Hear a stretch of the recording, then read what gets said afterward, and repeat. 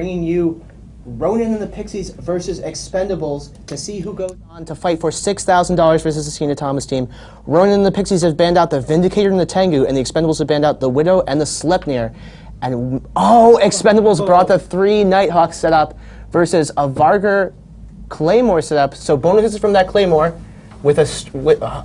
this is a rarely strong team from Ronin and the Pixies as well, but I like the Nighthawks more.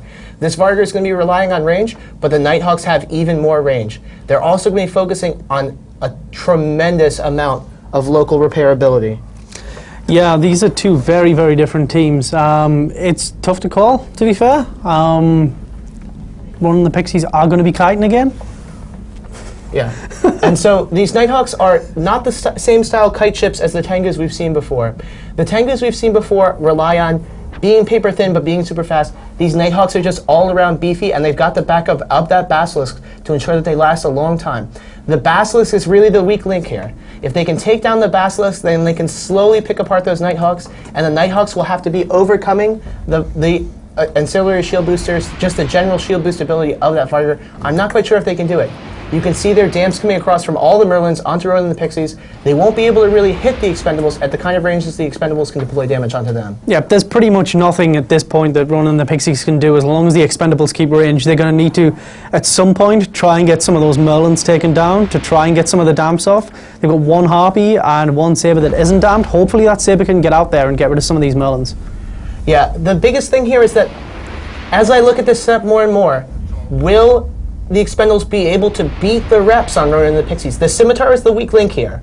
So the Scimitar is just about the easiest ship for them to kill that isn't a frigate. The Cyclone's going to have a strong ASB, backed up by a Scimitar's reps. Whoa, look at that Scimitar drop. It's activated its ASB. They might have to push it all the way to reload just because of the low DPS of the Nighthawks. Will that be enough time? Will it last too long? Will their Basilisk fall first? It's going to be interesting to see. I mean, it's webbed now, it's tackled, it's being neutered, and as soon as it's off the field, well, the Vargur and the Claymore, as long as it can get in close enough, are going to be able to really, really pound down on these Nightmares. Yeah. On these Nighthawks. Let me just get a quick position on the Basilisk, if I can view him. Whoa. And see what he has on top of him, because that makes a huge difference. So right now, he has a Vargur right on top of him and a Harpy. So that tackle is coming almost exclusively from the Harpy, and the Vargur is just trying to beat those damps to get in close. But it will be able to mitigate a significant amount of its DPS just due to tracking issues if it can get that web off. Yeah, I mean, this is pretty much going to come down to either who can kill the logistics first or who can get rid of the dams first, to be honest. Because so here's the difference here. If this Basilisk can keep running its ASB, which it really needs to... Ooh, it just took a huge armor hit. So if this Basilisk runs its ASB all the way to the reload, the Scimitar will have to reload first. But it looks like the Scimitar has pulled range, which puts this Basilisk in a really, really tough spot. Yeah, Ronin and the Pixies doing exactly the right thing here. They actually just need to keep as much stress on this Basilisk as they possibly can. They just need to stop worrying about the frigates. They need to send the 2 Harpies, the Saber and the Merlin out there to try and dispatch the frigates and just try and drop this Basilisk. So the Basilisk is the key here. It's taking the armor. See, the DPS is just at the point. There it goes. The Basilisk goes down. So now the entire tank of the Expendables is severely damaged. The Nighthawks rely almost entirely on resists, making shield reps on them extremely effective. The Scimitar also about to reload almost certainly. If it drops here, that could even it up. You can see immediately there straight away the 2 Harpies, the Saber and the Merlin from Ronin and Pixies, and the Scimitar goes down straight away. So they are both tied, both free of logistics. I actually kind of like the Nighthawks at this point. Expendables Nighthawks are generally all-around tanky by themselves. If they can focus down these Harpies and start to kite out the Vargur, they're in really good shape. Right now, Ronin and the Pixies really need to just focus on getting the rest of these frigates off the field and getting them out of the way, because there's still a couple of dams there. The Vargur's still damned, Harpy, Saber damned, Harpy also target painted. That's the one that's taking the most damage right now, so really they just need to get rid of what's left on the field. The problem is these Nighthawks are not going to really be able to hit, they'll be able to hit the Saber relatively well, the Harpies and Merlins not so much.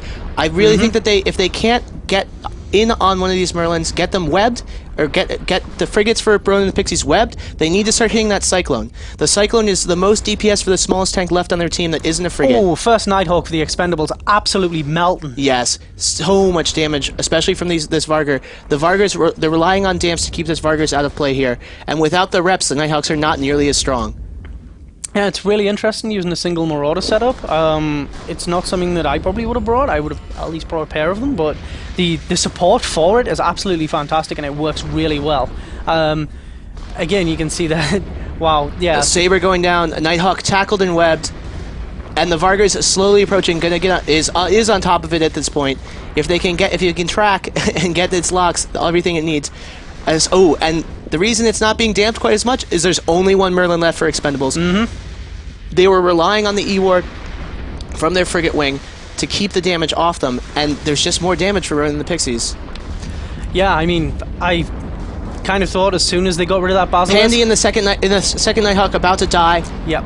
As soon as that Basilisk went down, that was pretty much it for the match. Because as long as they can't keep those frigates alive, that's it. I disagree. So I think they tied logistics very closely. At that point, it was a game of frigates. So the Merlins couldn't hack it against Harpies and a Saber. The Sabers eat Merlins. The Harpy is just an all-around amazing assault frigate.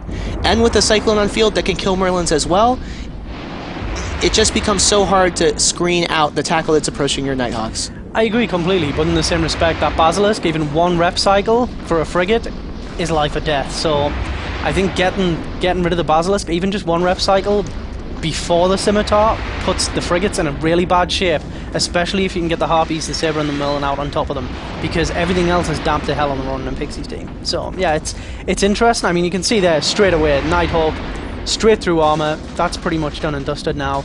And yeah, I mean, really strong showing from the Ronin and Pixies. I think Expendables made a really big mistake bringing that triple Nighthawk setup again. Yeah, as I said before, the triple Nighthawk setup is not amazing. It's a pretty good setup, but the Expendables with only a Merlin left. Ronin and the Pixies have... Oh, look, it just instantly died. That was wonderful.